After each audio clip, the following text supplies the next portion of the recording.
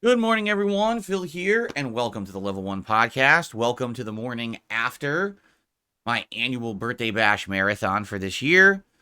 Yesterday was great. Today is Sunday, the 7th of April, 2024, and it is React Day, meaning today, all day long, I'll be putting out reacting content, whether it's on my channel DSP Reacts, where we have my weekly clip show, or whether later tonight it's over on the DSP Throwback channel, where I'll be reacting to my first ever playthrough of the Walking Dead The Telltale series from way back when, over 12 years ago now, I believe.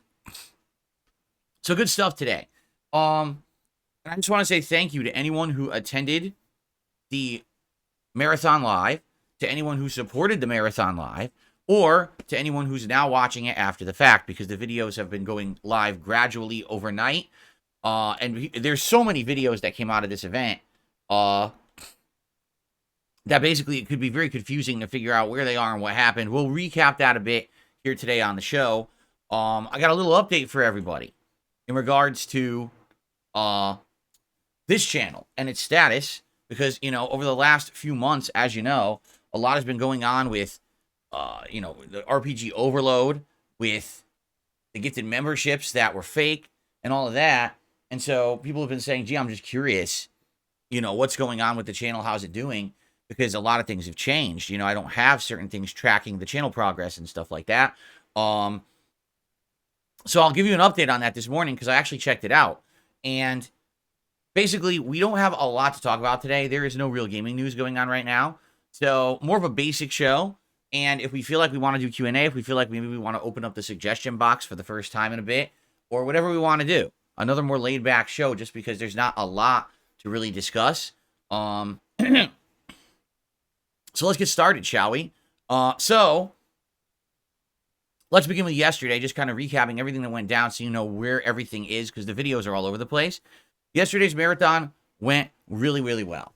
Okay. We had great attendance all day long. It didn't matter if I was just talking, doing a gaming schedule update, playing a game, eating food, drinking booze, reacting to videos, whatever it was. There was a lot of people on the stream, and that was a great thing. Just in general, having that much engagement is going to help this channel after being so slow for over 2 months, because so many RPGs brought down this channel's engagement. So thanks for that.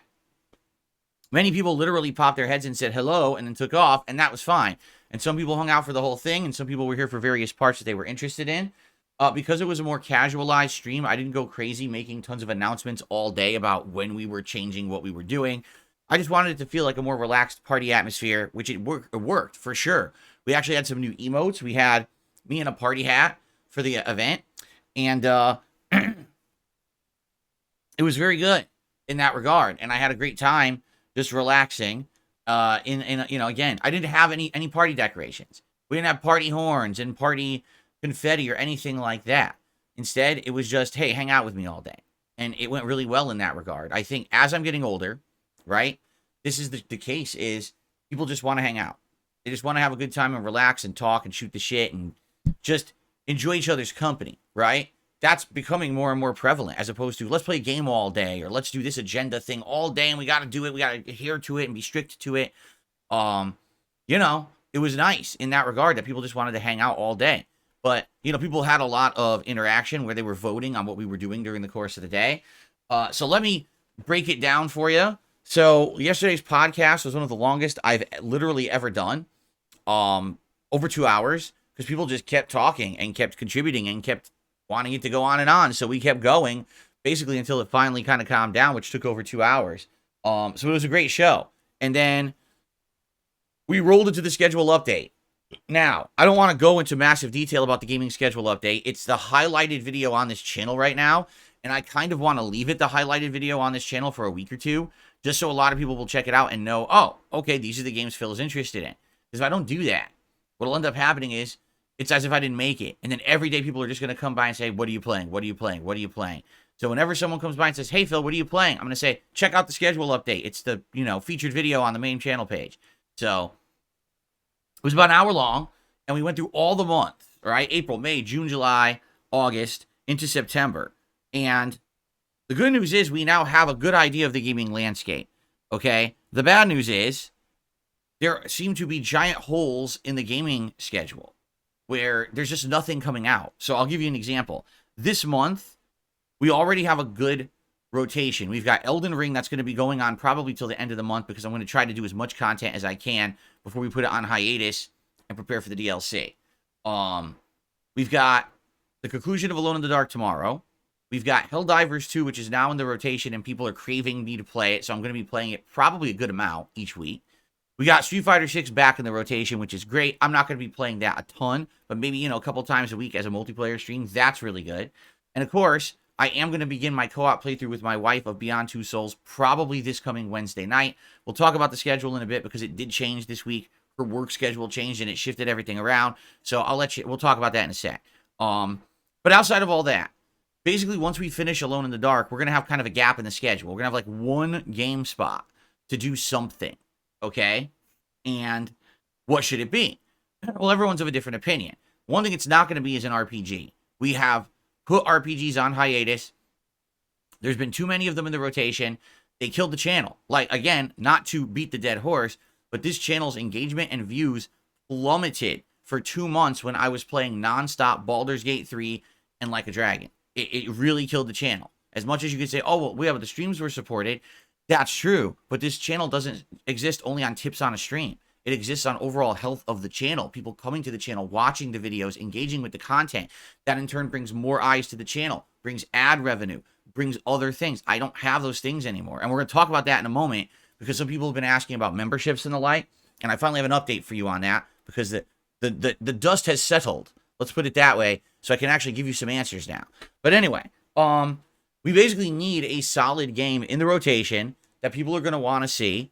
And the question is, what will that be? And the answer, I don't know yet. We have to think about it over the next, week. We have until next week to figure this out. FYI, there are a few games coming out in the next week, including, I guess Grounded is already fully out on Xbox, but actually gets fully released other places. And we could always check that out as a Game Pass game. There's some game called Harold Halibut coming out April 16th that apparently also is a Game Pass game. And I guess it looks like it's almost like a stop motion animation claymation style game that I guess is supposed to be like an investigative mystery. I'm not sure. We got a game called Another Crab's Treasure on April 25th that is supposed to be like a FromSoft style game, like a Soulsborne game, but it's with crabs. I don't know. So those are kind of the options from what we saw on the schedule. But there's always a possibility that we can go and check out Game Pass. We could check out PlayStation Plus. We could see what other games have come out. We could see what I've skipped.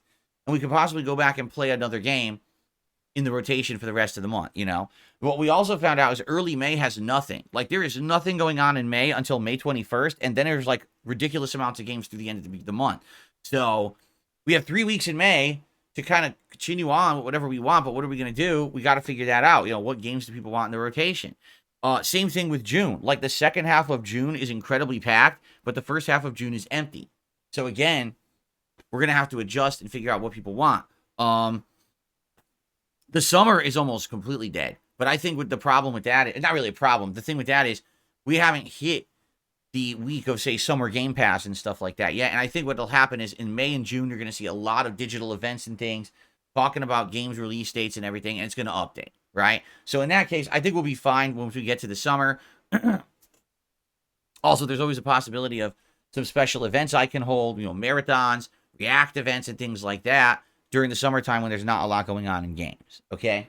So, yeah, the schedule is live. You can see it as the featured video on this channel. Give it a look. And what we need to start talking about, especially within the next couple of days, is we have to talk about what exactly we're going to do next week as a game to balance with Elden Ring. Whether that's Helldivers 2, and we alternate Elden Ring and Helldivers 2, that could work. But then the question is, what do we do for night streams? Because I can't play Street Fighter 6 every night. So we got to figure something out, like what else will I be balancing that with, and try to go from there, okay? So we'll see. Let's talk about it. Let's start the discussion now. And then, so that schedule's here, posted on the channel. Gameplay. We played about an hour and a half of Helldivers 2. It went pretty good, except the first match was a complete waste of time. I played almost 30 minutes into a match, and I was earning all this experience and rewards, and the match crashed. And so everyone got screwed out of any kind of reward. I'm like, wow, that sucks. play a game for a half an hour, this lengthy multiplayer co-op, and then it just crashes and you lose everything you earned. Yeah, and apparently people are saying in the comments of the video, this is kind of common for the game. This is a common occurrence where half the time you're playing, it'll drop your match. And I'm like, people love this game and it drops half the time. That's kind of annoying. Now, I don't know. I'm just going off of what people are saying. I've only played the game twice, and I've had one dropped match in the 3 hours I've played. So maybe it's not as bad as people are saying. I don't know. But it was pretty frustrating. I jumped back in, played about another 45 minutes, and that match I did get my rewards. And by the way, I fought the robots yesterday, so it was kind of interesting exposure because previously I'd fought all the bug aliens, and now we're fighting the robots. It's a little different for sure. The enemy types are different. So had a good time with that. I was buzzed too when I played it. I played Street Fighter 6 for about an hour to an hour and a half as well. It was Zangief yesterday, and admittedly I was pretty rusty with Zangief. I couldn't really remember like stuff, and it was funny because as I was saying, okay, we're done for the night, I remembered like the combo I was trying to do all day. There was a corner combo. I was like, shit, now I remember it at the end of the stream. I finally remembered this damn combo. That sucks. But I did decent. You know, I won some sets, and there were some tough ones. I fought an Ed, and every time I play Ed, I'm learning, and it seems like Ed is decent, but man, he's good against Zangief because Zangief is so slow that Ed can like lock him down with the web grab move, and Zangief can't really do anything about it. He just gets stuck in place. I was like, I'm not surprised. You know, Zangief is bottom tier in the game. So to see that they made a new character to fit into the meta of the game and he dominates the low tiers is not shocking. And I would almost guarantee you that'll happen, you know, forever until they rebalance it. Any new character they put in is meant to deal with mid to top tier gameplay and isn't even accounting for the bottom tier who just gets spanked. So, had a good time with Street Fighter. Also, on this channel, you can find the video that's kind of like the adjourning of the marathon where I had a piece of brownie, not cake, but a chocolate brownie with peanut butter frosting and nuts on top. And that was good. And that was a good way to end it. So, podcast, gaming schedule update, Helldivers 2 gameplay, Street Fighter 6 gameplay, and the final kind of conclusion video, all live on this channel.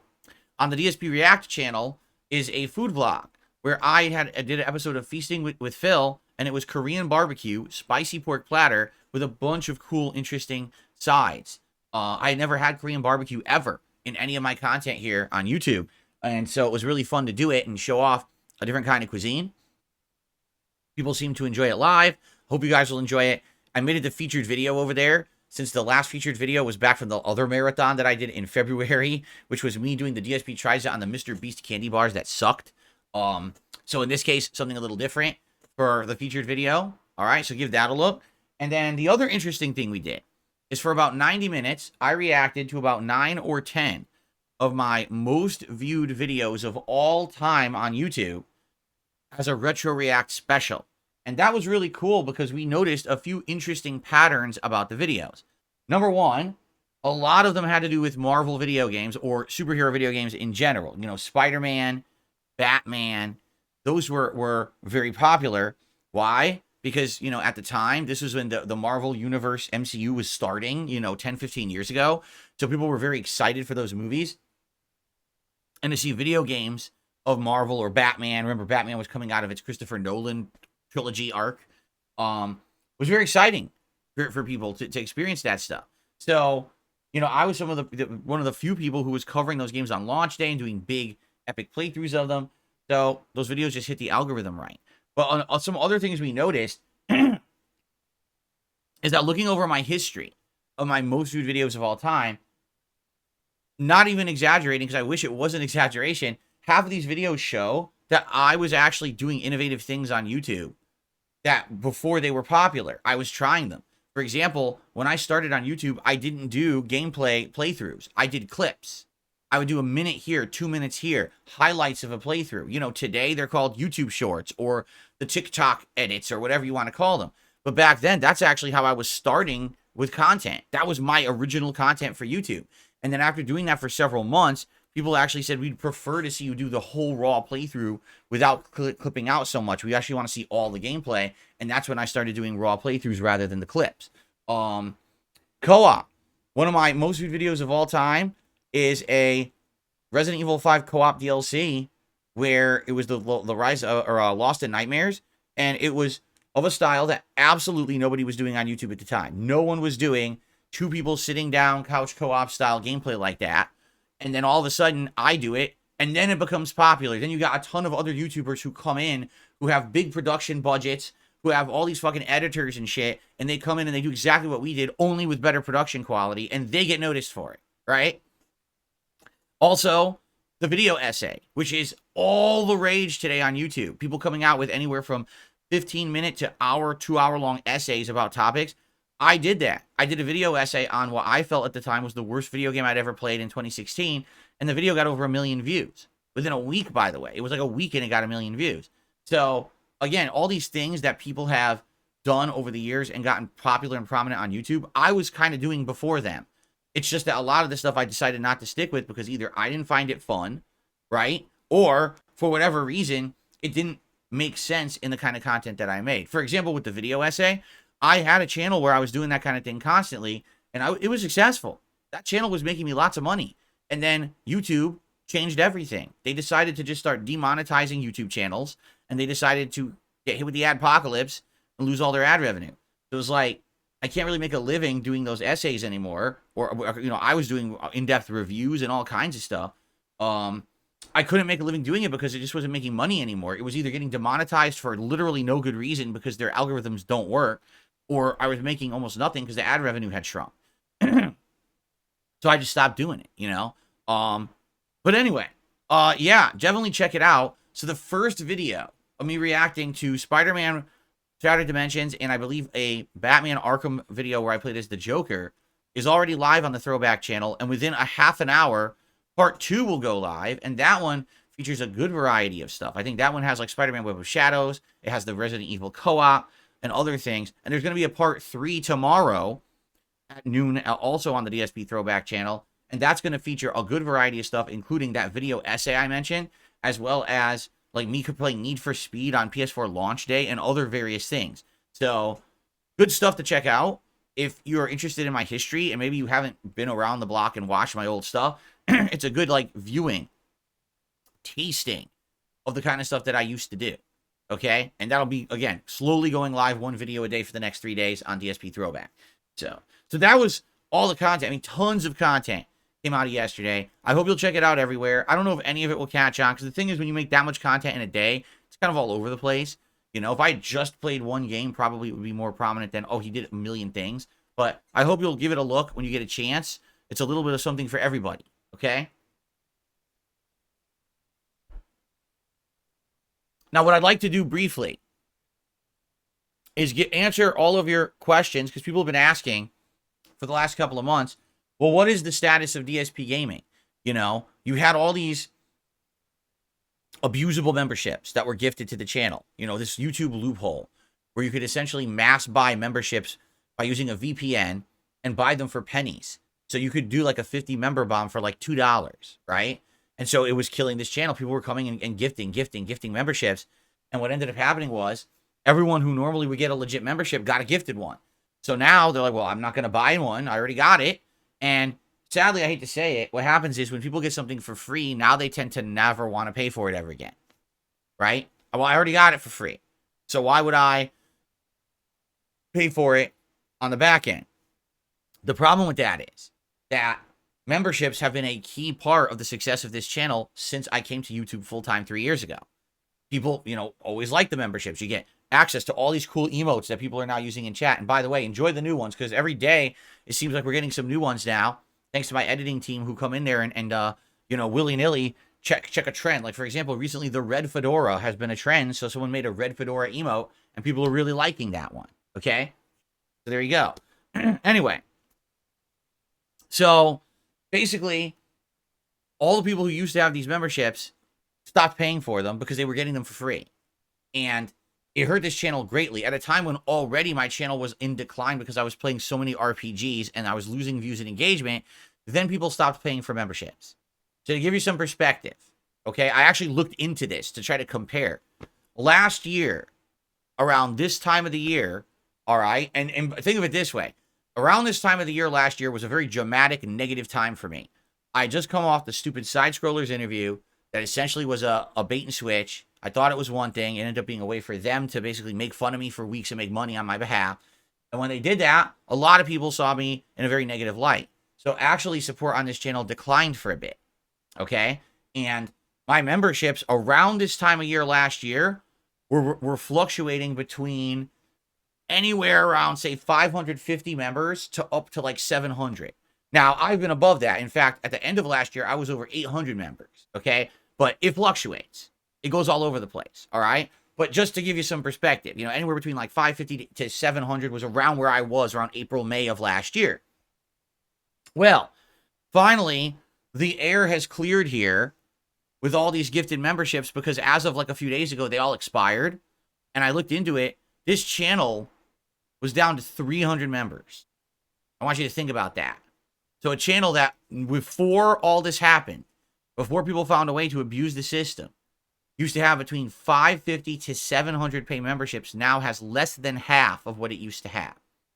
And I want you to think about that because, you know, memberships cost, what, $4 on YouTube, and I get about $2 to $2.50 a cut for each membership. So just do the math. And that's every month I've lost that revenue that legitimately I had and I should have kept getting and would have kept getting if people didn't maliciously attack my business with this exploit. Okay? So the good news is, as of yesterday, people did support the heck out of this channel for the marathon. And I got about roughly, I think it was around like 70 to 80 legitimate memberships. I'm not exactly sure. It's always impossible to tell because with YouTube, they don't separate them out. Like they're not going to say, oh, you got this many memberships of this tier, but then someone abused it and did the cheap ones here and this. They don't do that. They just group them all together. So it's almost impossible to tell. But I'm just guesstimating from what I saw at the end of the stream yesterday that probably between 70 and 80 new memberships came back. So I believe that as of like today or tomorrow, whenever they sink in my revenue, I should be up to like maybe 400 and so almost 500 memberships. Maybe. I'm not sure. I actually don't know yet, but that's what it's looking like. But I'm still way below where I would have been even last year. All right, at this point, at a low point, because this was at a low point last year during all the drama and the bullshit that was going on. And, you know, now I'm still below that and it sucks. You know, is it my fault? The only thing you could say is, yes, the RPG stuff, right? I chose to play RPGs for 2 straight months and make them the featured, you know, stuff. And that killed a lot of the viewership, and I get that. But now that's over. And now, if you haven't noticed, the viewership's coming back. Every day now when we're doing a variety of content, we're playing different games and things that you guys have asked for. It's coming back, and that's a good thing. And thank you if you're someone returning. But now I got to try to build the channel back up to where it was. And that's going to be a rough climb, especially when we're looking at the game schedule and we're like, there's like no big games here at all. There's nothing of any huge stature. There's no huge hyped AAA shit. The one thing is the Elden Ring DLC. Like, that's it. There's nothing else going on this holy fucking year right now. That would be like, wow, a giant, awesome game that everyone's excited for. Nothing. This year has been pretty underwhelming when it's come to game releases. It's just been RPG after RPG, and that doesn't make people excited that much on this channel, quite frankly. You know, it's kind of a very disappointing gaming year so far.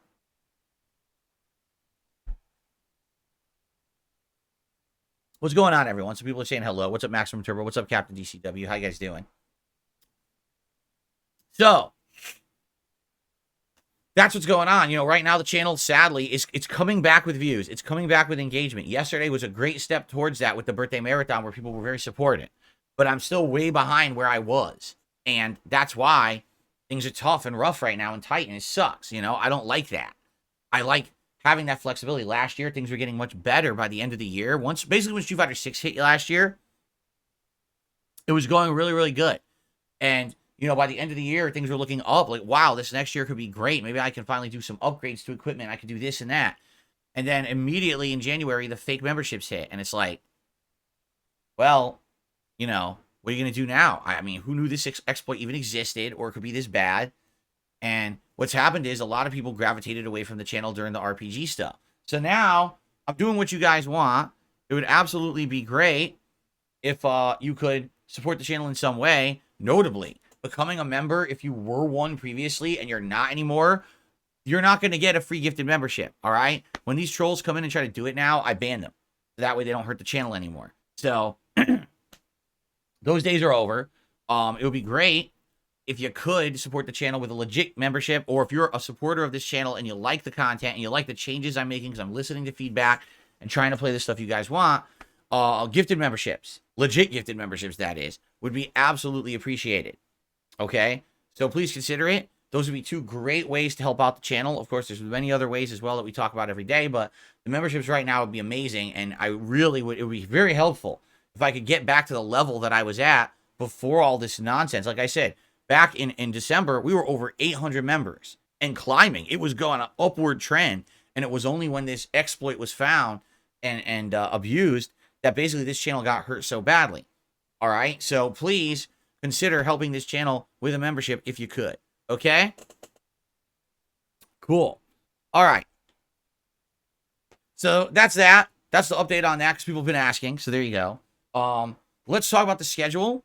Do you guys know what's going on? All right. So today it's React Day. And what that means is that we do no gameplay today. Instead, today we sit back and relax and watch clips from all over the internet, or we hang out and watch retro gameplay throughs. Okay? So right after this podcast ends, we're all going to head over to DSP React, and it's going to be DSP versus the internet, the weekly clip show. Always a good time, good variety of stuff submitted usually, and I think it's going to be a good one that we can hang out and enjoy. So I hope you'll join me over there if you can.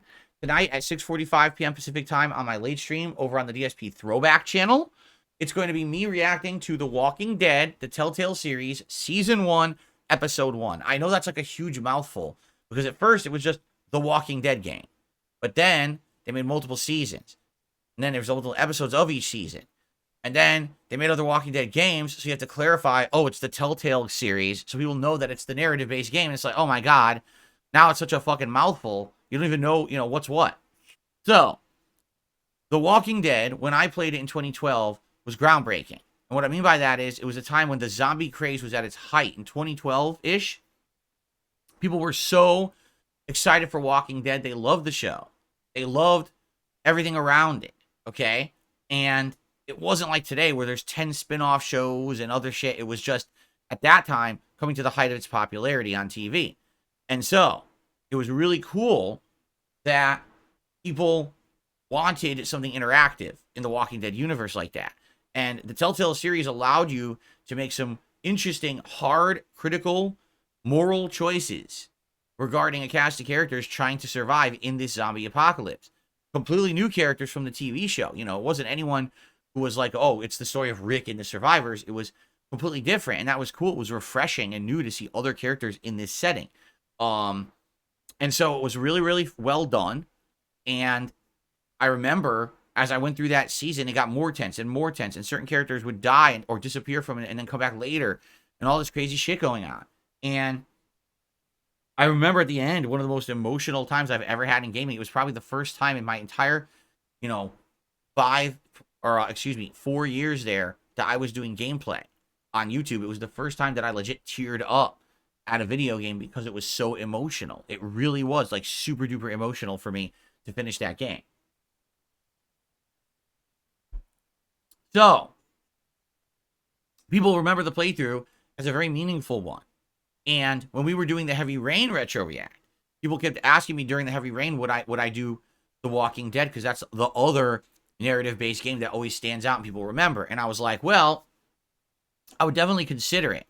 But I didn't want to do it immediately after because that's like narrative-based game and then another narrative-based game. Well, we tried Bully last week, and honestly, Bully did not work at all. Okay, Bully, it ended up being kind of played out after like an hour. It got boring. It wasn't as interesting to watch as we thought it would be. And even now, the videos on DSP Throwback didn't even get barely any views. Like, basically, you can tell people watch the first part and we're like, oh, Bully. And then they watch the next part, they're like, oh, Bully. Right? So, it is what it is. We tried it. It didn't work. We're going to try this week with The Walking Dead. So, here's the thing. If the stream tonight goes well, if people show up and engage and support and it goes really well, then I will keep doing Retro React once a week on Sunday nights. All right? And we'll probably continue with The Walking Dead since it worked. Or we could do a poll, and we could always see if people want to do another game. But if The Walking Dead works, I feel like we should go through it. I believe there's 5 episodes in Season 1, so it would take 5 weeks to get through. Similar, it took 6 weeks to beat Heavy Rain. And I think that would work. So I'm thinking that's what we can do. But if tonight engagement and support and attendance are all down and people are bored again, then I think we're just going to give it a break. You know, at this point, it's like 2 straight months we've been doing Retro React. And I'm thinking we should give it a break and instead get other gameplay and stuff into the late night rotation and then maybe come back to Retro React every 2 or 3 weeks as something for variety. You know, it's a shame, but what can you do? I don't want to keep doing something that's not working or is not special anymore because we're doing it too often. And I want to make sure that it's the games, not the show. That's the problem. So let's see. Let's see how it goes tonight and go from there. Hopefully people will show up and hang out and support the stream. And if that's the case, let's keep it in the rotation. All right. So there we go. So that's today. Tomorrow, it's the conclusion of Alone in the Dark. Alone in the Dark has been a surprisingly great game. I have absolutely enjoyed all 9+ hours that I've played of it. I think that the story, the acting, the atmosphere, the graphics are all superb. Even the music, like all that is great. The one thing that's a little lacking is the combat. Not the puzzles. I think the puzzles have been good too, but the combat. The combat is clunky and a little bit stiff and in some cases kind of cheat, where enemies kind of spawning right in your face. The good news is the game is great with checkpoints, so it's not like a big deal, but I can understand if someone loves combat in this style of game, and you're like, oh, this is nowhere near as good as, say, Resident Evil or something like that. But at the same time, I don't think that's what they were going for. I think that they wanted the combat to not feel so good because you don't want to be in combat. You understand? Like the whole point of survival horror is you're solving this mystery, you're in this weird atmosphere, and you want to feel ultra tense. And I'll be honest, like when I was on the riverboat section, and there were all these little monsters coming after me, and here I am with limited ammo, almost no health, and a bunch of melee weapons, and I'm trying to swing to survive, swinging for the fences. It was very tense, actually, and it worked. It worked as a survival horror setting. It was actually quite tense and scary and suspenseful. It's not as refined as a ginormous AAA big budget game because it's not a AAA big budget game, right? But I like it. So far, I've really enjoyed it. I mean, the locations in this game were outstanding. The good variety of places you go and stuff. And now we'll be in the finale tomorrow. Apparently, the game's roughly 10 to 15 hours long, depending on how long you take. It looks like I'm probably going to finish it up around the 12-hour mark, roughly. So tomorrow we'll finish the game and see how it all ends. I'm excited to see how the end of the story is. So I hope you'll join me for that tomorrow on the day stream.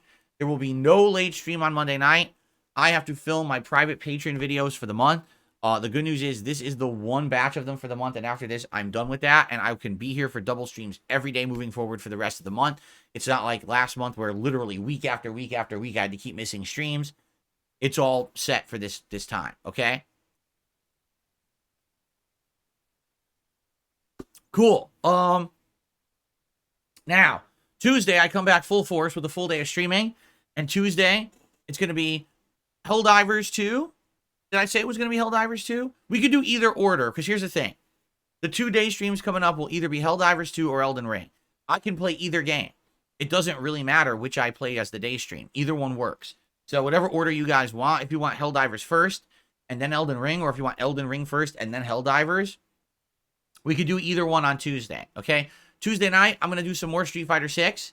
Probably this time, I'll probably go back to Honda and Dalsim, perhaps. That way I'll have gone through all 5 of the characters that I can play in the game over the course of this week, which would be a great return to get a little bit of combat of each one, all right? So let me know what you want over the course of today and tomorrow, and that'll help determine what order I play this stuff on Tuesday, okay? Wednesday, I'm going to play whatever game I didn't play during the day on Tuesday on Wednesday, and then Wednesday night, it looks like I'm going to begin, finally, my co-op playthrough with my wife, Kat, of Beyond Two Souls. We'll be here for about 2 hours, starting the game up on my PS5. It's actually the PS4 version, but it runs on PS5 and apparently runs pretty well. She's going to be making the decision. She'll be controlling the narrative. I'll be here to help commentate, to run the stream, to perhaps make some decisions when it comes to the spiritual person in the game who is like attached to the main character. But it's going to be fun. Number one, I haven't seen this game since it came out. It came out in 2012.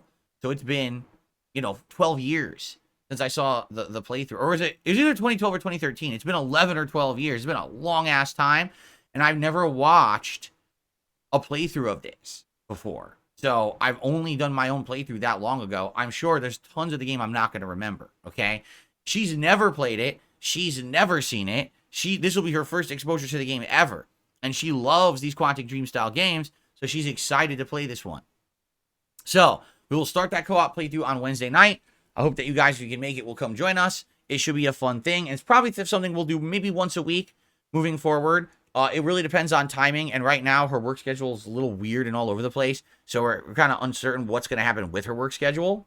But basically, we'll see. We'll see how it goes. And I'll let you know. All right? But we're starting Wednesday night. And that's the streaming week. So I am here all the way through Wednesday. Thursday will be our day off for this week. And now when we turn on Friday, basically, like I said, what we can do for day streams is we can alternate between Elden Ring and Helldivers 2. And then night streams can be Street Fighter, but we kind of are going to need something else for the night streams, right? So that's kind of where we're a little uncertain. What should be alternated here with Street Fighter for night streams? And that's what we got to look into. Do we want to go to Game Pass? Do we want to look at PS Plus? Are there games that I skipped that you guys would be interested in seeing me play? I totally remember that during this time period of 2 to 2.5 months of major RPGs nonstop, people kept bringing up suggested games. Why don't you play this game? Will you play this game, this game? And I was like, guys, I can't play any games. I can't. I have to be focusing on the games we're playing to finish them. I finished them, but now that I finished them, I can't remember what the other games were. All right? So that's what I mean. Like, I'm going to need your help over the course of this week to remember some of these games and alternate that with, like, fighting games and stuff at night. Okay? So please let me know. I need your input. I'm sure people will be coming by now and suggesting stuff, and that'll be great. Please, whatever you can suggest is greatly appreciated. Okay? Cool. All right. So that's the gaming schedule for now. I hope that covers it. So that covers the marathon yesterday. That covers how the channel's doing right now with memberships, and that covers the gaming schedule and everything. So there you go. Tons of stuff covered. I hope that sounded good. And all right. So here's the thing. Like I said, today, I don't have a lot, and that's okay. Like, yesterday was a very exhausting day with how long the marathon went. Let me tell you, I love doing the marathons, but when I'm here from 10:30 in the morning in this office all the way until basically like 10 at night, like, that's how long I was in this office yesterday. It was like 12 straight hours. I'm like, I am beat. You know, I really do. I'm happy that we're doing reacting today. If we were doing tense gameplay and stuff today, whew, it would probably be way draining on me. So I'm glad we're not. I'm glad that today is a more laid back, relaxing day. So we just go right to shout outs, or if you guys want to do some suggestion box, I'm down for that. But we can't do too much of it. Let's see here.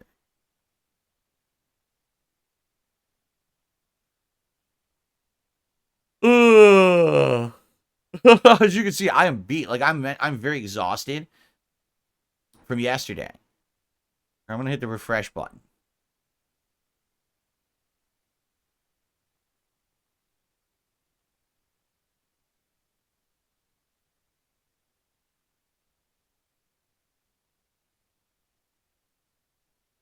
I gotta try to find where we stopped. I don't remember where we stopped.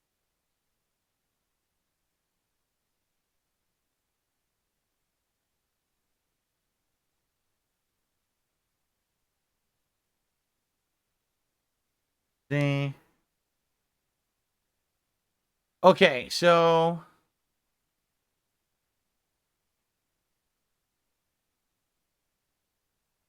we did this one. We definitely did. I'm trying to find where we had left off.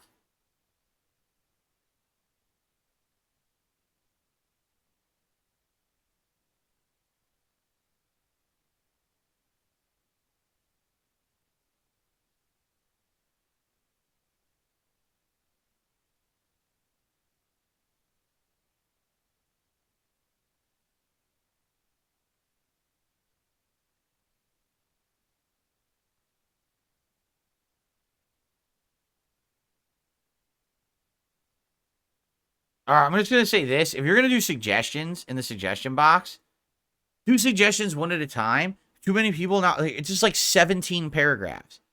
If I start this, I won't even get through it today. Seriously, like, if I start this guy's suggest, it's like 1, 2, 3, 4, 5, 6, 7, 8, 9 paragraphs.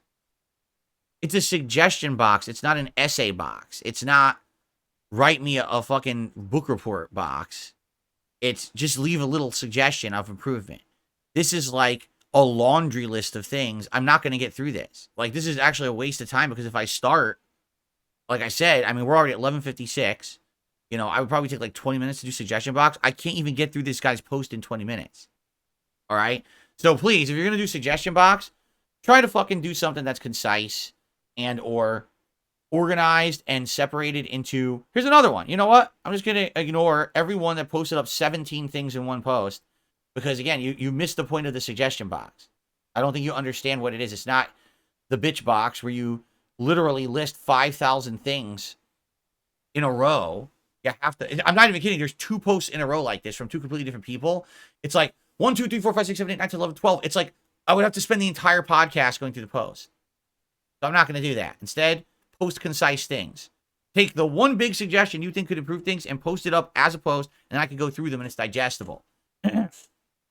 There's my suggestion for you. All right. How about this one? Here's one that's a nice quick one. You ready? Try to learn to use OBS a bit better. It's annoying when you struggle to change scenes and you want to do close-ups or when you're changing to gameplay. If you set up scenes for each of those instead of moving sources around the canvas, it's better and faster in the long term. It's a good idea to clean up sources in OBS so you can find things faster. Well, I think what you're talking about is, for example, if I wanted to do this and I say, oh shit, I wanted to do a close-up and I clicked the wrong one, so then I click on this, right? In truth, if I used this more, I would totally remember. The thing is, I don't use it as much. And so because I don't use it as much, I forget and I click the wrong thing. And I'm like, all right, close up. Oh, shit. Right? So, admittedly, there you got a point when it comes to me doing those kind of transitions. However, what you don't understand is, for example, let's say I'm over here, all right, and I say, okay, it's time to set up gameplay. And so I go over here to the scene. I'm like, okay, let's do this. And I go over here. All right, well, wait, I got to get this out. So I get over here. Oh, no. Well, now the webcam... right, is the wrong resolution. So now we got to resize the webcam to the 4:3 aspect ratio, and then we got to fit it to the border. So what you're saying is have this all set up ahead of time. I can't. This webcam is limited. This is not what you think. This is not some like high-end device. It's a webcam that can only be broadcast in one resolution at a time. You can't even set it up to be multiple resolutions in different windows. It doesn't work. When you change the webcam in one window, it changes it in all webcam or all windows at once. So really what you see moving around is me trying to figure out where does the webcam go every game, because every game's different, right? Every game has a completely different heads-up display. And because of that, I have to move the webcam here or here or here, resize it on the fly, etc., dependent on that heads-up display. Now, once I've played the game once or twice, right, then usually it's easy to figure out. What you're suggesting is have a different scene set up for each game. Yes, I could do that. That is absolutely correct. That's something that I just never done. I could have, okay, this is my Street Fighter screen, right? This is my Elden Ring screen. This is my podcast screen. And they're all set up separate, right? This podcast screen is separate, and this is its own thing. The only thing I do is I change this for the Level 1 podcast or for Ask the King, or excuse me, the Daily Wrap. I'll change the border. Outside of that, this screen is pretty much set up one way for everything. The problem really is the webcam. It's limited. And I wish that I didn't have to do it that way. I would have loved to have it pre-set up so that I could just go between scenes and immediately just go right into the gameplay. But I can't because this webcam needs to be manually adjusted. There's no way to do what you're suggesting.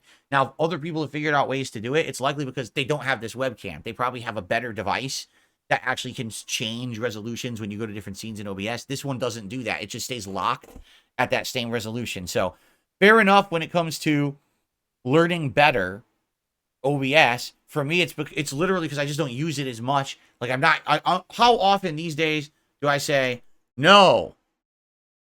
Right? I don't use this as much. I used to use this a lot more. I'm not using it as much anymore. But when I was using it a lot, I actually was doing it more often. I wasn't screwing it up. So, but that's a valid suggestion, and I appreciate it. You know, maybe one day when I get a new PC and I'm completely setting up from scratch, I'll start setting up tons of these extra screens, like for each style of game. Like definitely for Street Fighter, I could have it set up so that, you know, the border is a certain size and is already there established, and all I got to do is move the webcam. That would probably be a big help, because every time I do Street Fighter now, I got to resize the border, resize the webcam, do it all. So, fair enough. Excuse me. For the Level 1 podcast, get some background music. not the pre-stream music, to help on dead air segments like getting up to close the window or turn off the fan or go to the bathroom, Q&A, looking for questions in chat. If you remember, what I'm doing now is I have the pause feature. And again, these are suggestions from a month ago. In the last month, I've implemented this new pause feature where I can do this, and then I can do this. See? It's a pause feature where I can pause recording and resume. So now, if something really annoying is going on and I got to get up, like let's say I got to blow my nose or, I got to close the window because the landscapers are coming by, I could pause the video. Now, admittedly, for those live on stream, it's going to be a momentary pause, but what's the point of playing music for like 10, 15 seconds just to come right back? I think that's a little silly. But for extended things, yes. And by the way, also, someone made the suggestion, why don't you have like an overlay that'll say like, oh, on a quick break or whatever. Like, for example, today I'm going to finish. Well, today's a bad example because today's the React show, right? But let's say on a normal day, I finish the podcast and I say, okay, I'm going to go on a brief break to use the bathroom. When we come back, we'll start with the game. So I could put an overlay up that just says on break, right? So I'm going to do that. I have it too. I just haven't put it into the stuff yet. I have to get it, and then that way I'll just have a little overlay that say on break. So you guys will know that I'm away for a minute and then I'm coming right back. Okay? Cool. Make Q&A be a part of the podcast less often, or have your staff collect questions ahead of time to avoid dead air killing. I don't have staff. It doesn't exist. I have a couple editors who do things like make thumbnails or make emotes or are upscaling a ton of old videos for my channel. I don't have staff. You should get that idea out of your head right now. Anything like that what you're suggesting has to be done by me. I don't have time to screen a ton of Q&A questions early. That's literally what the suggestion box is. Okay? Now you're saying make Q&A shorter. Well, Q&A works because we do it at the end of the show and we get questions out of the way. So that way we don't have questions when I start with gameplay or reacting or whatever it is. If you tell me to just cut it out or make it shorter, all those questions are undoubtedly going to hit me when I start with the content after. So instead of reiterating what everyone says, actually justify what you're saying. Explain to me why it would be better to have everyone asking me those questions when I start playing the game or when I start reacting rather than during the podcast. Because my intention is that that's the point of the podcast, to get everything out of the way before we start with what's supposed to be the meat of the content. Right? Rebrand your channel if the podcast is the main focus of your channel. The podcast is not the main focus of my channel.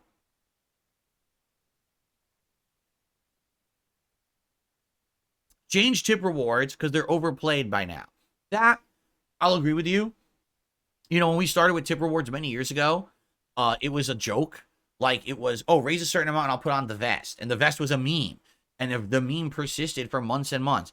And then after the meme ran out, I was like, we'll still have it. It's just not a big deal. But then people were like, can you have other things? Can you do, other tiers? People wanted to see other silly things like the gunner glasses or a hat. And we've added all these things now to the rotation that you can do. But you're right. They've been around for a few years and they're not exciting anymore. I agree there. So what would you like? Because here's the thing. When you say change the tip rewards, great. To what? That's like going into, again, I know I do food analogies a lot. You go into Subway and you say, man, I really just don't like your sweet onion chicken teriyaki. Get rid of it. And then they say, okay, well, what should we serve instead? Like, I don't know. So your suggestion is a waste of time. If you want me to change something, that's fine, but change it to what? What's the replacement that you think would work? That's the input I need. Not just change something, but change it to what? So you gave me half a suggestion. Come back and give me the other half of the suggestion, and then we'll consider it seriously, but that's a half suggestion. Do 3 shorter streams a day. 1 for the podcast, 1 for a game, and 1 for game 2. That's literally what I do. Basically, I start this stream and we do the whole podcast segment. I take a break. That could be considered the end of the first stream. Then I come back and we do a whole gameplay segment. Then we take an extended break so I have time to have dinner and spend some time with my wife or maybe do some chores. And then I come back for a night stream. Like, that's exactly what I do. I don't know about the suggestion box, man. Somebody suggested, like, do 3 segments. I do 3 streams, 3 segments. That's exactly what I do. Reduce your webcam space on screen. You only need to show your face for reactions. The Pac-Man ghost or blame it on the lag lamps are distracting and mess with your bitrate for nothing. That's the absolute first time that I've heard that one. Most people have told me they like the setup. They like the backgrounds, right? What do you guys, I'm curious, those of you who are in the chat, what do you think about that one? Do you guys think that we're in a situation where the camera is a problem? Right? Does anyone think that? I don't know.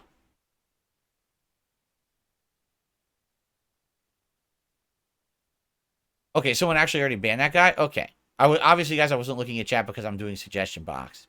I took care of it now. I haven't heard anyone complain about the camera besides this person. Seriously, like, I haven't heard anyone complain besides this one person. And it's like, huh?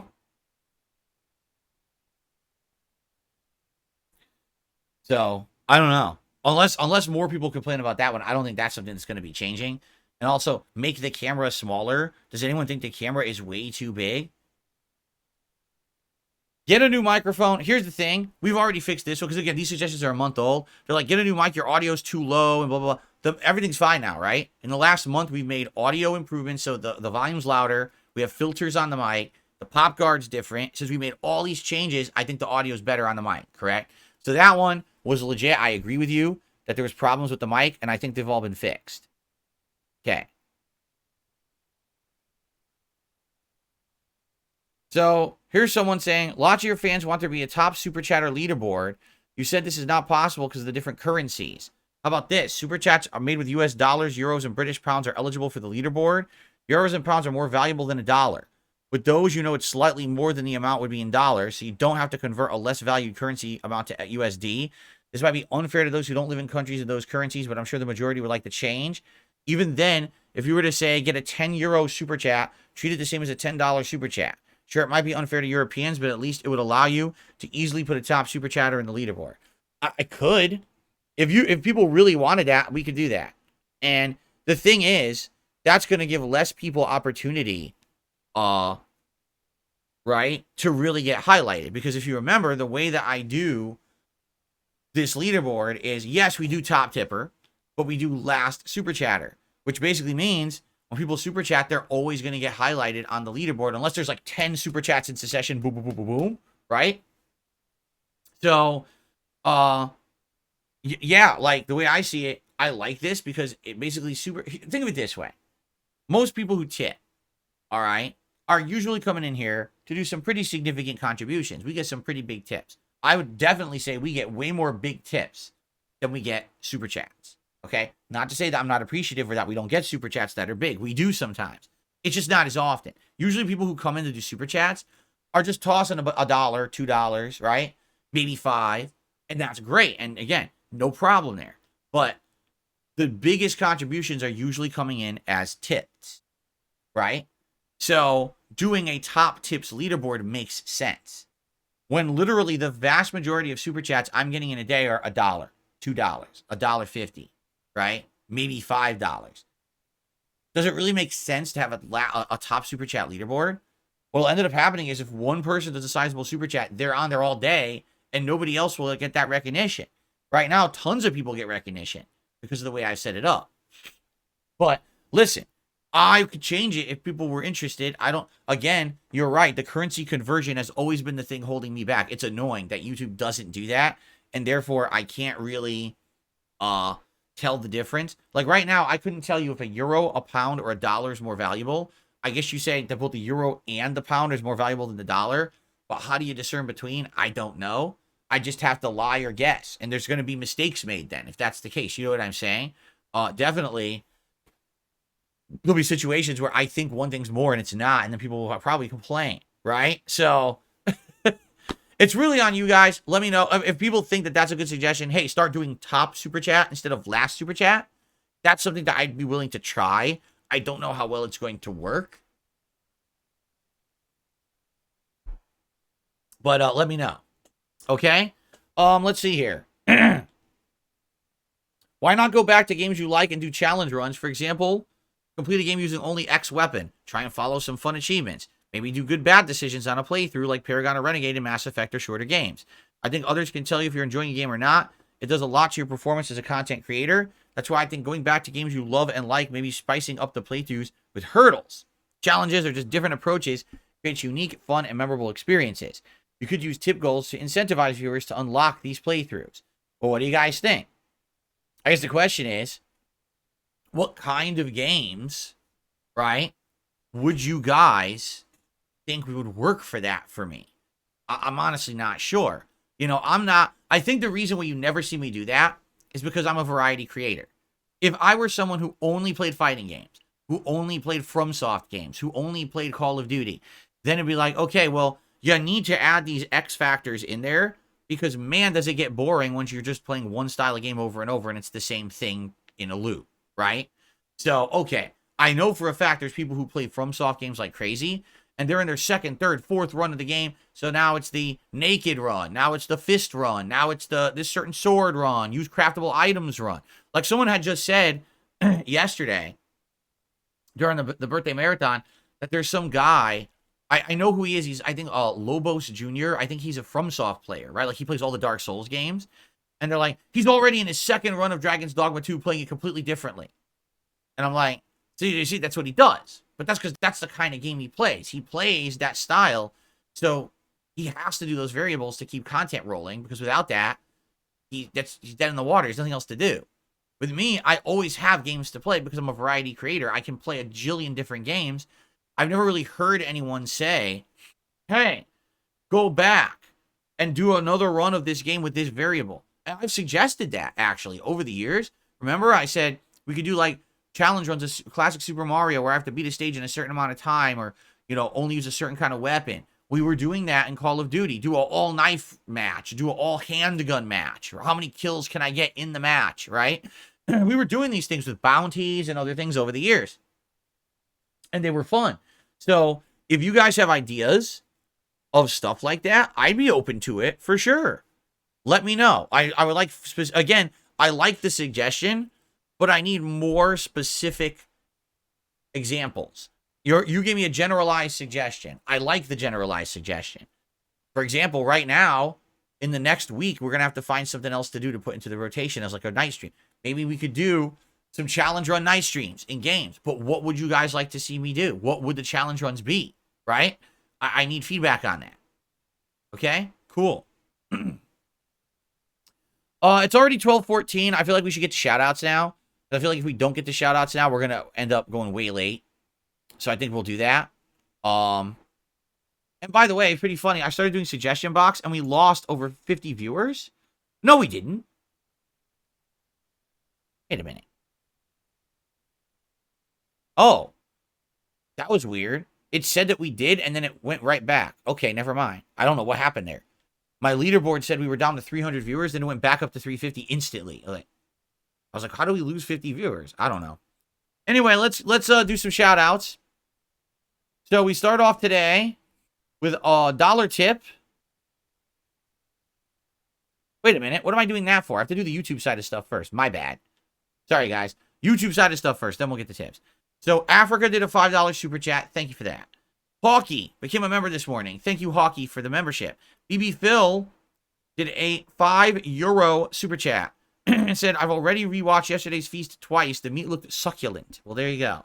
Deliciously succulent. Thank you, BB Phil, for the super chat. That not only is the latest super chat, it's also the biggest super chat of the day. So it's both the last and top super chat. And Token, 3 months as a member, and said, let's support the channel.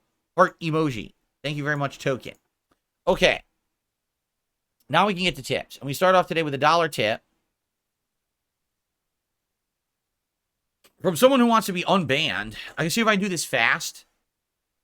If I can figure this out quick. Hold on a second. See if I can do this very fast since he gave me his information. Trying to do this here. We're going to try to do a new record.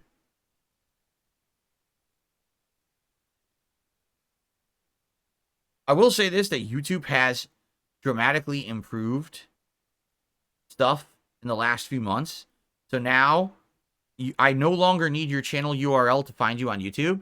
All I need is your tag. You know how it's @ and then a name? If you give me that, I can now search and find your channel almost instantly. And it didn't used to be like that. And now they've fixed it so it works. So if you just give me, you don't need it for an unban. You could just do @ and your name on your channel, and I can unban you. So this person hit me $1, said, happy belated birthday because they weren't here yesterday and was wondering if they could be unbanned. They said they got banned like a year ago, and I just unbanned them. That doesn't mean that they're not just going to get banned again, right? But we'll see. So you're unbanned, person who tipped me $1 overnight. You're unbanned. Welcome back to the channel. Please behave. I received a $50 tip from Lisa Lou. It says, let's keep your birthday weekend going. Well, thank you so much, Lisa Lou. An incredibly generous $50 tip here on the podcast. Much appreciated. Let's get that up on the leaderboard. I would like to say to those who came by the podcast yesterday and hung out and supported, thank you so much. Many people were there, were like regulars. And that was very nice. You know, some people just came by who I haven't seen in a while and said, hello, happy birthday, and dropped a contribution. I was like, wow, thank you so very much for that. And Lisa Lou, you weren't there yesterday, but you're here today, so thank you so much. Cool. So now guess what? It's Gunner Glasses time already. Excellent. I agree. It was a very good time. All day. It was a nice, relaxed atmosphere. It was very fun, right? No pressure. Everyone seemed to enjoy certain segments. So it was good. I like that. I like that we just had a more laid-back stream. I like those kind of streams. What I don't like is I have also dust on my cloth, because yesterday I wiped down my monitor here, or my laptop screen. I got tons of dust all over this cloth, and I just wiped it all over my glasses like an idiot. Okay. Oh. Still more. Anyway, we have to continue on here. Oh my God. I need to wash my cleaning cloths. You can wash these things, right? Because I think at this point now I've used them for like many, many months. And they're basically kind of dirty. Then you can wash them, and then, you know, obviously it'll be better cleaning these glasses. Finally. Okay, now I can see. Okay. I received a $2 tip from Baba Bowie. Happy belated birthday. Curious, would you ever bring back segments like Feasting with the King, Exercising with the King, DSP Tries It, etc.?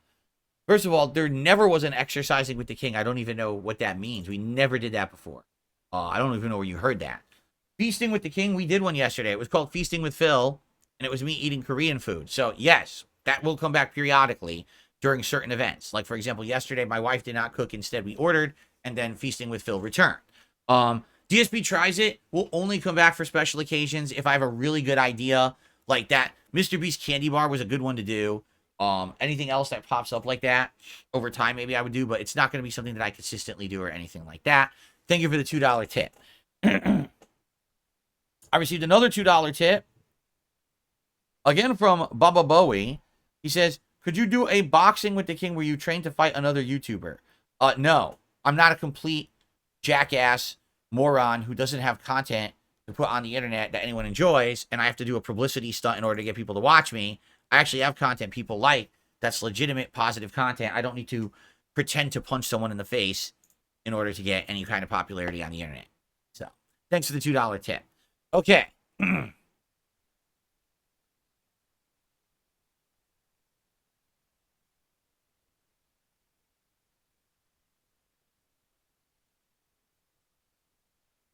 Alrighty, hold on one second.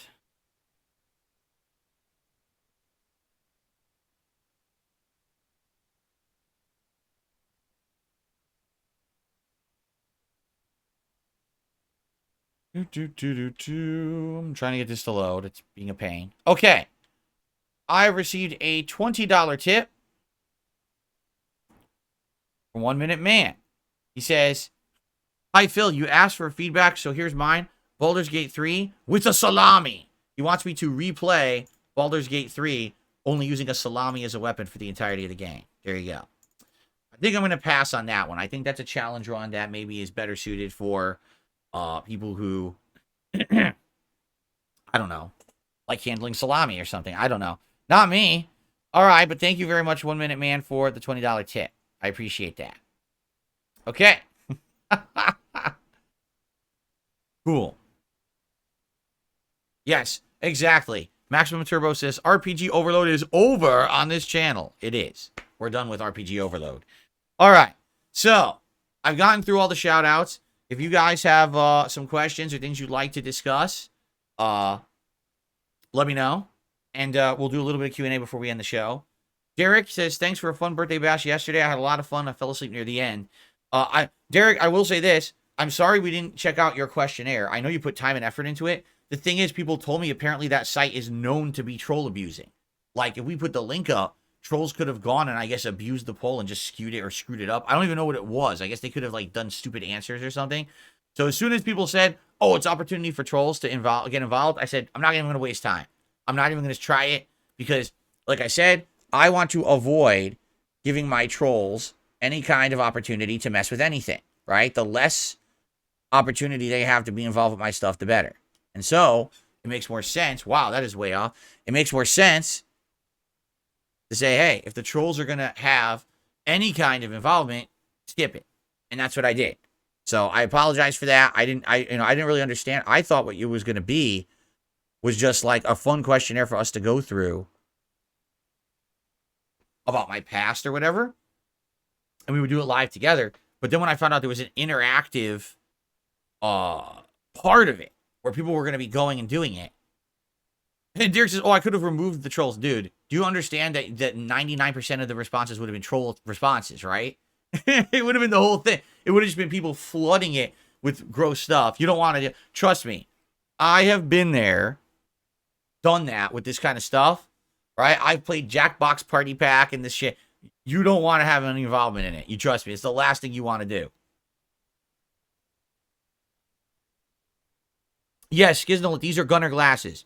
They are blue light blocking glasses for people who sit in front of computer screens, televisions, etc. for extended periods of time. Personally, what I actually find that they're good at is they block air from drying my eyes out. When I wear these glasses, my eyes don't burn as much, right? So there you go. Oh, I see. Maximum Turbo says, the quizzes are multiple choice, not short answer, but people could easily just make really bad troll names. So there you go. 99% of people answering the polls would have been, insanely disgusting, insulting shit. There's no point. There's just no point. Same reason why we don't give these idiots opportunity to screw with, like, my streams of gameplay and stuff like that. You don't give them the opportunity, and then they don't get the attention, because all they're looking for is attention. So, yeah. I'm sorry we didn't do it, but it is what it is. I received a $5 tip from Jackson. You said in the past, games that have DLC don't do well. Why do you think Elden Ring DLC is in high demand for you to play? Because there are exceptions. Definitely FromSoft games have always been the exception, because people absolutely love to see me play hyper difficult games and struggle and die, but then persevere and win. It's always been par for the course. Every single time there's been a DLC from FromSoft, people want to see me play it. I play it, and it does pretty good. So that is literally why. I mean, there's other games, it's not the case. Most games, it's not the case. FromSoft is like the one exception, because people just like seeing that style of gameplay from me. I love that style of gameplay now. Originally, I didn't, and then I grew to love it. Now I play even extra games like Lies of P and stuff. They're super duper fun to play that style now. So there you go. It is the exception to the rule. Admittedly, other games, when the DLCs come out, they just don't do that well. I mean, I was just trying to think, like, recently what DLCs I played that, like Miles Morales did just okay. Didn't do as good as the original Spider-Man playthrough. I guess to another extent, another exception there would actually be fighting games. Like, for example, playing a new character in a fighting game. People are fascinated to see what's the new character, what are their abilities, what can they pull off. Not to say that it lasts, because usually for a fighting game, it's like, a few sessions, and then, okay, whatever, we've seen the character, right? But definitely there's some interest there, too, I would say. Yeah, remember, Cracker Jacks, I had suggested that. He says it would be cool to do challenges with retro games, do a poll for which games to play. I had said that I wanted to do last year a retro game stream challenge, where it was going to be me challenging myself to some of the hardest retro games, like try to beat Ninja Gaiden, play Mega Man, but do like time constraints and things to try to beat Mega Man games that are the older, harder ones, stuff like that. No one wanted it. Yeah, people were just against it. What it is I hate to say it, I'm an aficionado of retro games. I like that era of like NES, Super NES. Sadly, this audience on this channel is not, right? I think a lot of these people who watch my stuff to this day are to them, the nostalgic days are like the days of PS1, PS2, you know. When for me, I was already a young adult and I was playing Street Fighter competitively and I really wasn't caring about that stuff anymore. So I just feel like there is kind of a disconnect between me and my audience in that regard, that my retro stuff doesn't align with theirs. And I have to do stuff people want, you know? It's not just me doing things just for me. It's for an audience, right? Or else I could just do those things for myself offline. What's the point? What's the point of broadcasting them if people aren't interested in them, right? Okay. That sounds good, Derek. He said next year he'll just do those questions, put them into a slideshow, and we can watch it that way. That would be fine. If there was no interactive part, then that would actually be fine. Yeah, that would work.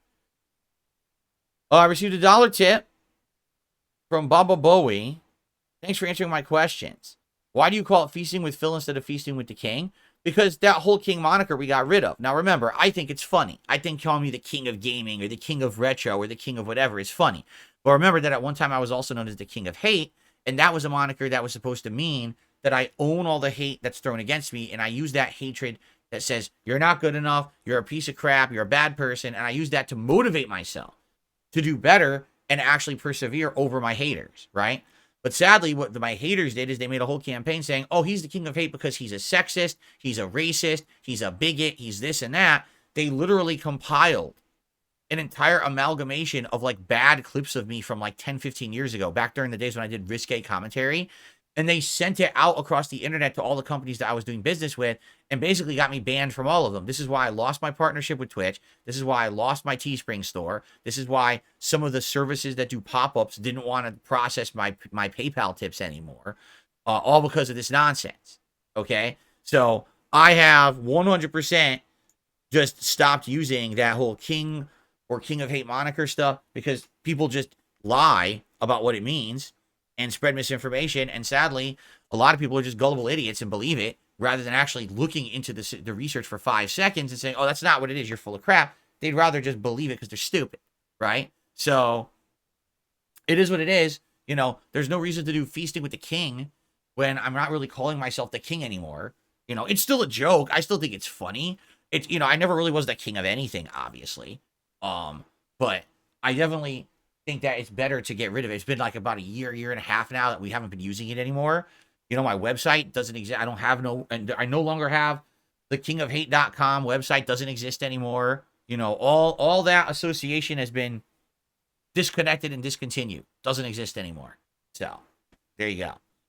BB Phil says, can you briefly explain how to submit a video to the React channel? I got a membership but didn't find the submission thread. You have to be a submissions tier member. There's many different levels of membership on the channel. The standard level doesn't get to submit videos. Why? Because again, people have been abusing YouTube's membership system to buy memberships for like less than a penny. So what ended up happening was that channel had like thousands of members. How could I possibly do a show where thousands of people can submit clips? It would never work. So you have to be a submissions tier member on that channel to see the thread. Chances are, if you got a gifted membership, which it sounds like you did, you don't have access. It has to be a submissions tier member, which is one step up from the standard.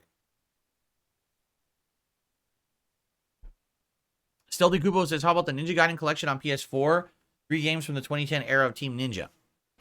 I've played one of them, I believe. I want to say whatever like the last Ninja Gaiden game was in that, I played it. And I did a full playthrough of it.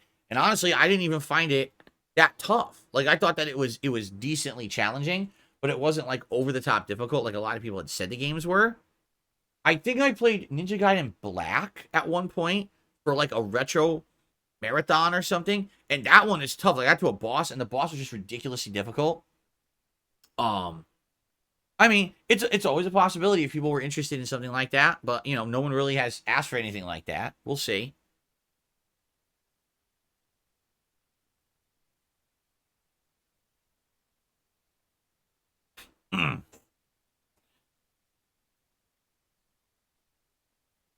Okay.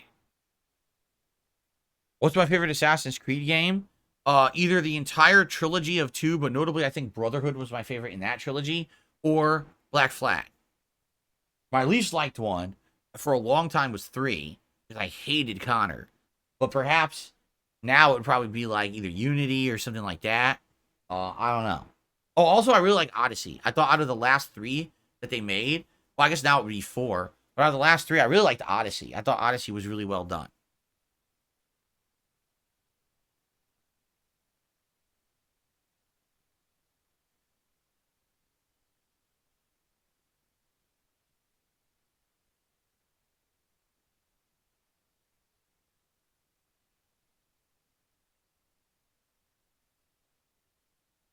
Okay. Anything else, guys? Any other questions? Well, I guess we're winding down here for the podcast, which is perfectly fine, unless anyone else has anything else to talk about. Remember, what'll happen is after the show ends, you'll see, if you're on the stream, you'll see a pop-up that says, hey, we're heading over to DSP React. So just click on that. It'll send you over to the channel, queue you up for the React show. And I'll take a brief break to use the restroom and set up for that show. And then we'll start with the reacting over there. Jade Van Zill, I'm glad you like the backgrounds, right? I think they're simple, but they match, the theme of the channel. They're nice to look at. I like the colors that I can use now and everything. It's been a good year to year and a half. And by the way, it's been about a year since I fixed the coloring of the camera too. So I really do like the backgrounds.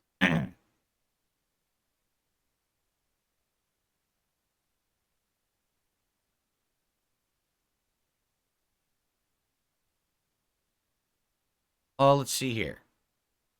I got hold on. Kirk tipped $1. He says, you are a king. Don't discount yourself. You're the king of video game commentary. He puts a crown on his head. All right. Well, thank you, Kirk, for the $1 tip.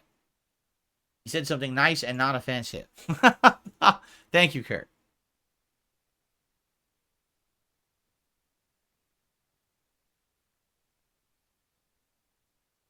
Excuse me. Ooh.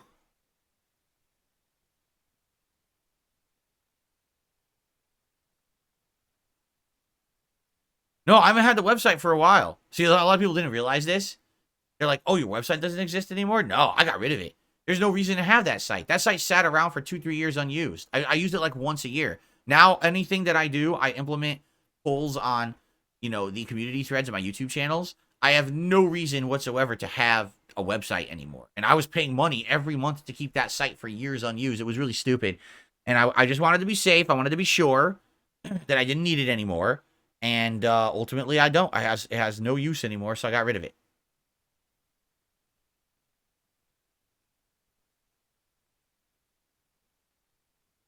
Derek, how long you've been a member on DSP Reacts doesn't mean that you can post messages. No, I don't know what you mean. There's different tiers of membership on the DSP Reacts channel. Remember, we had to do this a couple months ago to avoid the trolling with the fake memberships and ruining the channel. You have to be a submissions tier member to post videos. And that's not giftable. So if you only get gifted memberships, you cannot post videos on the channel. This prevents the trolls from allowing people to flood the channel with suggestions who didn't earn them because they didn't get a membership.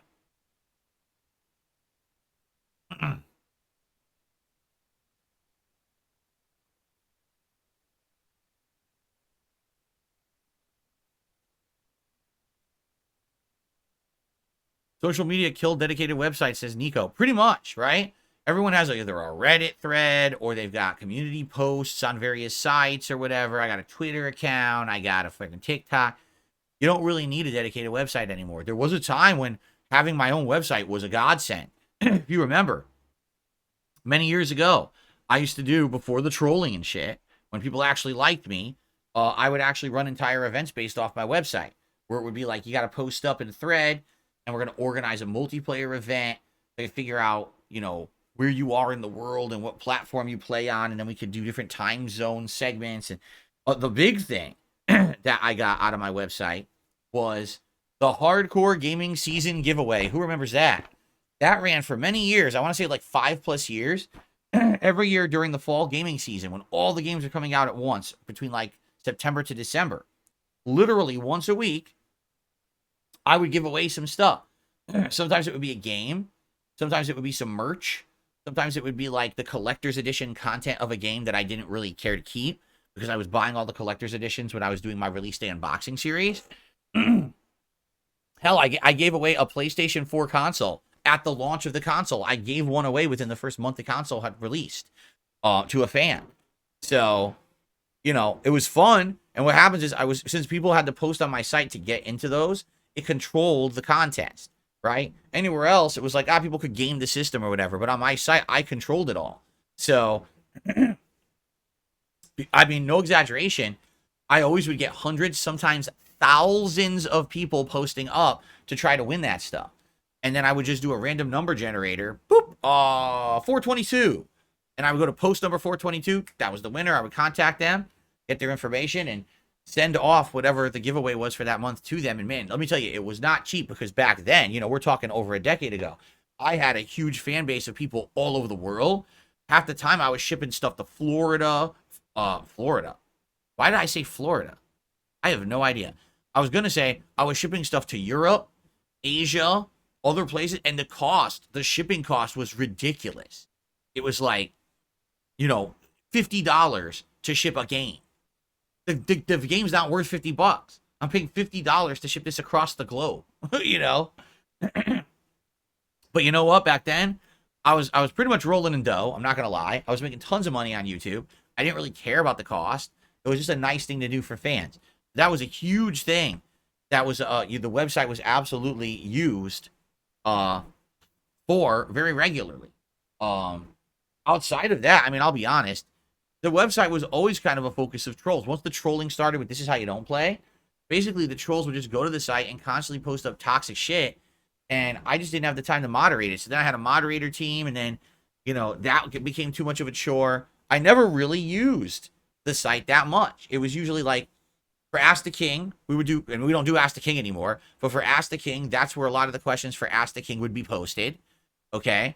And or the giveaways at the end of the year, sometimes for like special events, marathons, holiday events, right? People would, nominate the games you want me to play on the forums or whatever, but there's just no point to it now.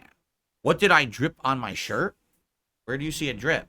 If you mean logo, this is the Izod logo. It's an Izod shirt. But outside of that, there's no drip mark on my shirt that I see.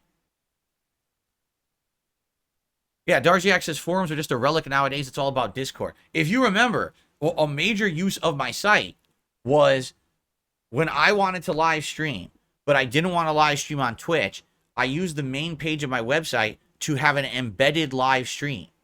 So I would actually be streaming, and the stream would show up on my site's main channel page. And then I would have a new chat that was an MIRC client built into the page. So you could chat with my video there. There was no attachment. Like, it wasn't like you could watch an archive with the chat there. The chat was separate from the video, but it was a way for people to chat during my streams. I did that for like 4 years. I was streaming on a YouTube stream, but it was an embedded chat on the web page. And then I eventually went back to Twitch when you guys asked me to. You said that there was many improvements to Twitch. I should go back. But yeah, that's really what the use of my site was. It was a way that you could watch my content and have that embedded chat live, and I could moderate the chat myself. You know, it was a good time. But man, it just showed that, like, because I wasn't willing to adapt to the things that people wanted, like using Twitch regularly and stuff, that I was behind the times, and a lot of people were upset that sadly, you know, I was doing this weird thing with a built-in chat, and I wasn't on the popular sites people wanted to see me on.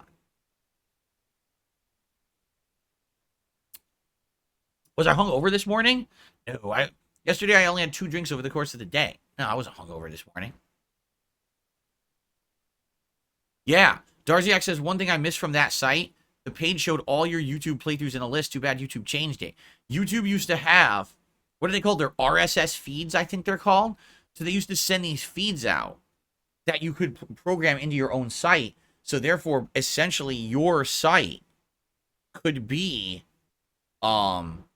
like your own personalized YouTube page. And so I had someone back then, it was my webmaster back then. They were basically taking those RSS feeds and they were turning them into a way to organize my content. So for example, all my latest playthroughs and playlists would show up on the main channel page, or the main page of my website. You would always know what my latest videos were, what my latest playthroughs were, with the playlist right there. And yes, there was a search function built in where you could search for a playthrough on that page, and it would find all of my playthroughs. And then one day, and that worked for years. That was like 2-3 years that worked. And all of a sudden, YouTube just says one day, we're turning off the feeds. Bye-bye. No replacement, no explanation. They just didn't feel like having them anymore. Just turn them off. And overnight, everything changed. Couldn't do it anymore. So the whole main page of my site went defunct. And I was like, wow, that's nice of them. Again, it's just another thing that YouTube does that they don't ask. They don't care. They just change something that completely destroys a business. And you just deal with the repercussions. Kind of like when they changed the algorithm. And the algorithm makes it so now your channel can't be found anymore. No one watches your videos when the day before you were super popular making tons of money. It's like, huh? What the fuck? Remember that channel Zombie Go Boom? So they made all zombie related content, which had a lot of gore. And then YouTube decided to demonetize the whole channel, saying that it was too gory and adult oriented. They were a popular channel that had tons of views. They employed employees. And overnight, their entire channel was demonetized. So they sued YouTube, and some dumb fuck judge threw it out of court saying, oh, well, YouTube can do whatever it wants because you signed their terms of service. The judge is an idiot. That's not true. By law, you have to abide by certain laws and things. And YouTube is incorporated in California, and California has certain protections. And actually, the judge was wrong, but didn't want to read up on the law and just didn't feel like hearing the case. He threw it out. Fucking idiot. So, anyway, but that's what I mean. YouTube does this shit all the time. They'll just make a big sweeping change to stuff that completely affects you in a negative way, and you just got to find a way to adjust or die, you know? And this happened to me so many times over my course on YouTube where, oh, here's something super useful to me in my business. Oh, it's gone. Oh, look, I used to be very popular on YouTube. This video used to get thousands of views a month because of the algorithm. Oh, it's been removed from the algorithm and now gets 0 views a month. It just happens over and over and over, and you gotta keep adapting to survive. It's really hard on YouTube to have one strategy because then they change the game on you right in the middle, and you're like, well, I guess we got to change it all again. I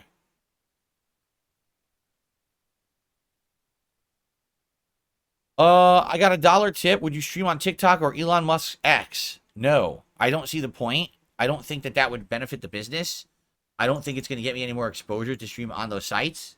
It's definitely not my audience either. You know what I mean? Like, if me streaming on X, what would that do? That, you know, would people be able to talk? Would it be monetizable? There's like a million questions, right? Okay. I think it is definitely time that we end this show. It's a good show, and we'll keep talking, but we do have to get to the React show today. So thank you all for chilling with me. I hope that you enjoyed. Excuse me. I'm sure tomorrow we'll be talking about how the React show went. I'm very curious to see how The Walking Dead Retro React is going to do tonight. I mean, I hope it does well. I really like the game. I would love to react to that entire season 1 with you over the course of the next month or so. But I don't know if maybe the whole idea of Retro React is played out at this point. Let's find out tonight together on the late stream, and we'll talk about it tomorrow morning on the Level 1 podcast. Okay, everybody? Thank you for watching. See you tomorrow, and hope to see you on the React channel.